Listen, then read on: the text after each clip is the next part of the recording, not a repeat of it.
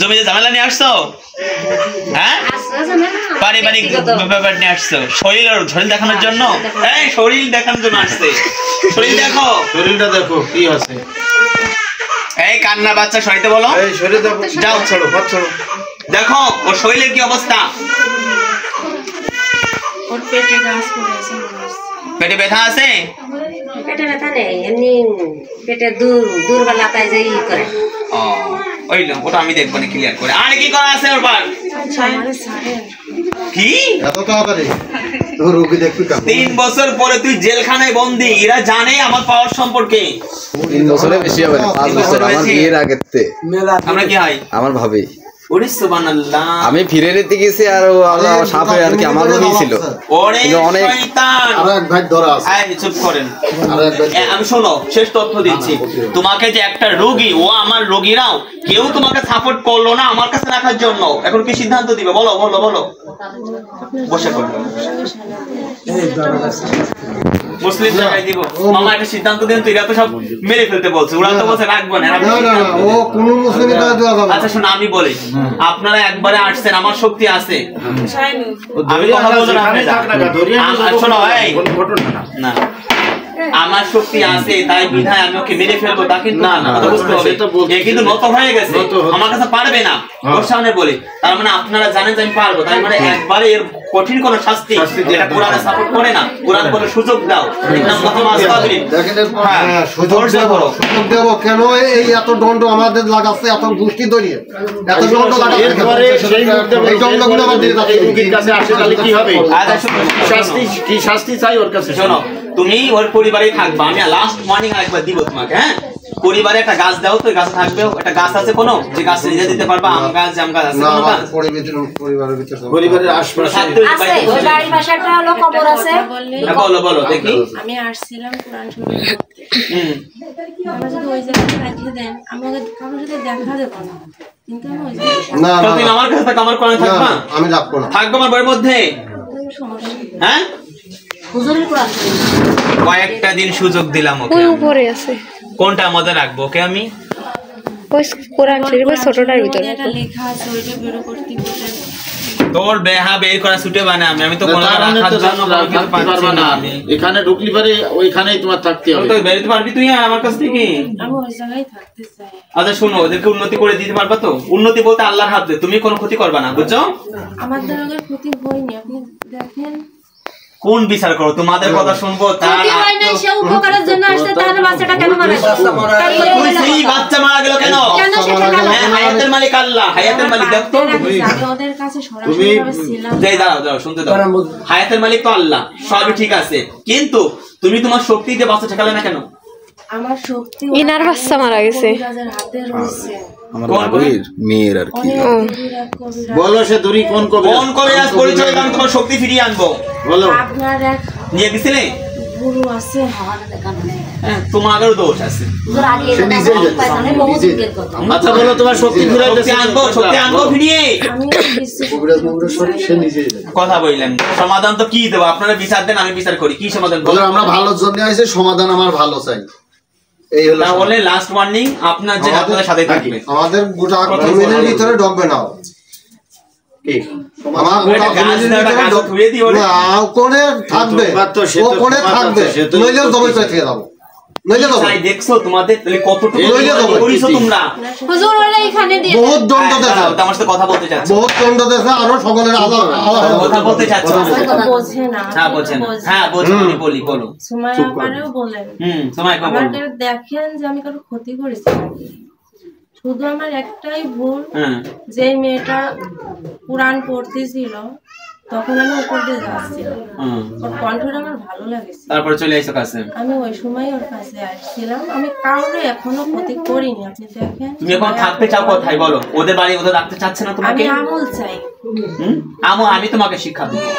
হ্যাঁ, আমি অনেক অল্পই আমল জানি, আমি আরো শিখতে চাই। ঠিক আছে, তোমাকে শিক্ষা দেওয়ার কোনো ব্যাপার না। ওটা আমি ইলম অর্জন করা তোলা বলে ইলমি ফারিদাতুন আল্লাহ বলে শিক্ষা করার প্রত্যেকটা মুমিনের জন্য আমার কষ্ট হচ্ছে।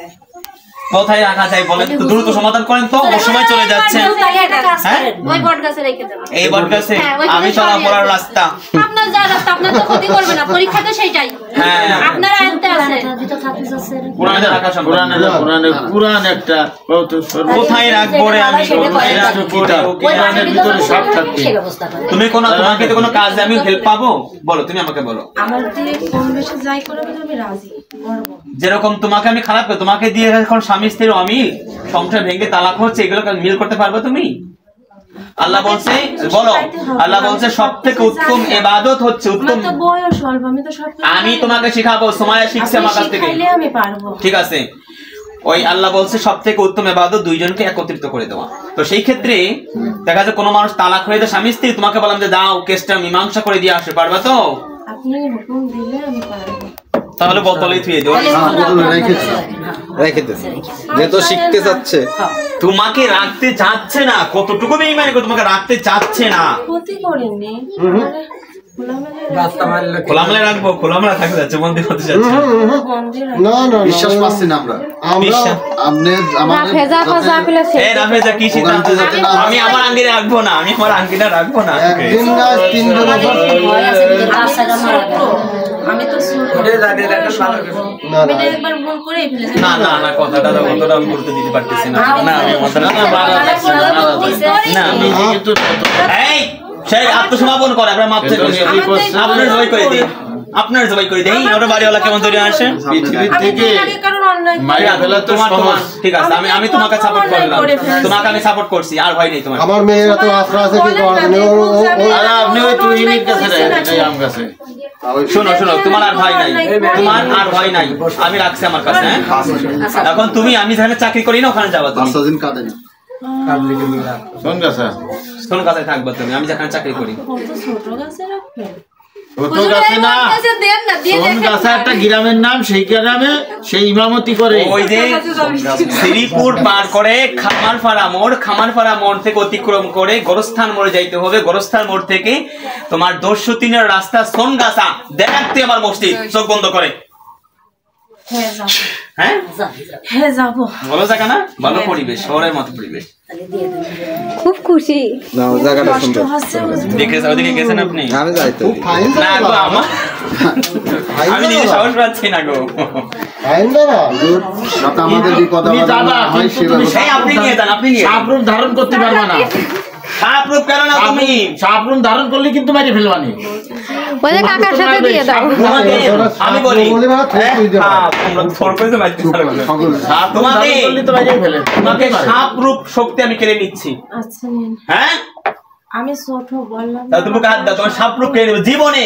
তুমি আজীবন সাপ রূপ নিতে পারবা না, আমি ওটা কেড়ে নিচ্ছি। বিসমিল্লাহির রহমানির রহিম।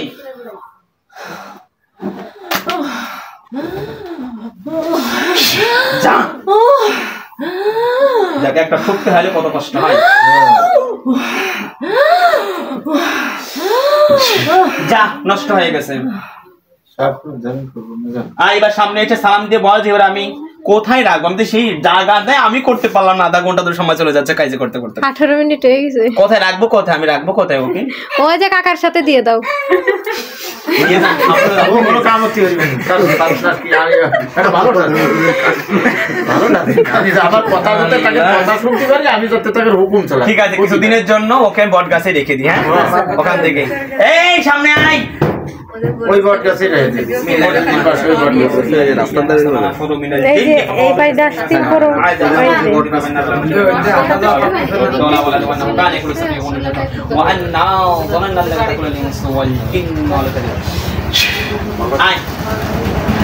এই যে বট গাছ আছে না সামনে? ওয়ালাইকুম আসসালাম। এই যে সামনে এই রাস্তা গেলে বট গাছ আছে না একটা, ওই বট গাছ থাকবে। হামনি বুঝছো? নীলা আর কি নাম? নাম ধরে লিখে রাখি দাঁড়া। হাকিম। হাকিম হাকিম আসে না কিন্তু ওই জায়গায় আছে, কথা বলছে এখান থেকে, তাই না? হ্যাঁ নীলা আর হাকিম। ওই বাড়ির ছোট ছেলের কাছে হাকিম আছে। ওই মনের কথা আমার ছোট না রে বেটা না, সব বোতলে চলে আয়। হাকিম নিয়ে আয়, হাকিম ওখান থেকে কথা বলছে আমার সাথে। হাকিম নিয়ে আসবো। হাকিমি ও মানে ওই রুগীটা আনবে এখানে, রুগী আনতে হবে এখানে। রুগী যা হোক আগে হাকিম নিয়ে আই, যাই তো বাপরে ডাক দে, আসতে বলো। আমার কাছে আসবেন না, উনি ওনার কাছে আসবেন না। ওখানে কি হাজির হয় ওর কাছে? ওর কাছে হাজির হয়। তোমরা জীবনে বাঁচবা না, তোমার মরার জন্য প্রস্তুতি না, ওটা পরিবার সেই জন্যই তো দবাই করছি, এই জন্যই তো দবাই করছি। লাস্ট, ঠিক আছে, লাস্ট ওয়ার্নিং, আমি যখন নীলা বলে ডাক দেবো চলে আসবা, ঠিক আছে? 3 বারে ডাকে বেশি ধরে না হয়, বুঝছো? তোমার ক্ষমতা ঠিক আছে, তুমি সময়ের সাহায্য চাবা, সময়া ওকে সাহায্য করবা, এক ধাক্কায় আমার সাহায্য করলেন না, আমি সবসময়ের জন্য আপনাদের থেকে শিক্ষা নিতে। ঠিক আছে, সময় তোমাকে 3 বেলা শিক্ষা দিবে, আর তুমি ওই বট গাছে সালাম দিয়ে যাও, চলে যাও, আর আসবে না কিন্তু এর কাছে। অনুনাজিলু মিনাল কোরআনি মা শাআ রাহমাতুল লিল মুমিনিনা ওয়া লা ইয়াজিদু যুল খাসারা লা হাওলা ওয়া লা আমার বইনে দেন হতে পারে কোনো মানুষের জন্য না ধরে এবারে খবর আছে, যা আমরা আবার দোয়া করতে সমস্যা করবেন না। আমি মাসুদ ভাই আছি এখনো, আলহামদুলিল্লাহ। আপনি এখনো জানেন না হুজুরের সম্পর্কে, ওটা কাটো, দেখতেইছে তো সেটা আপনি এখনো হুজুর সম্পর্কে এখনো জানেন।